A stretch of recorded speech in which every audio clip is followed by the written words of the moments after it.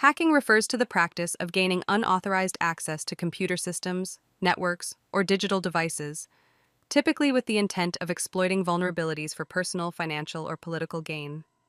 While the term often carries a negative connotation due to its association with cybercrime, hacking can also have a positive side.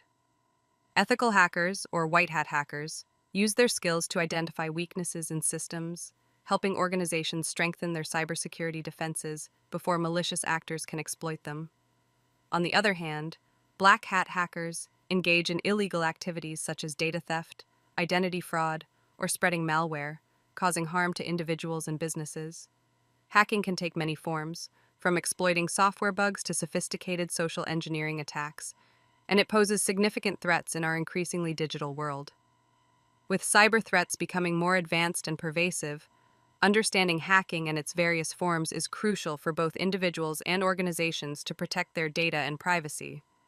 The ongoing battle between hackers and cybersecurity professionals highlights the constant evolution of technology and the need for constant vigilance in the digital age.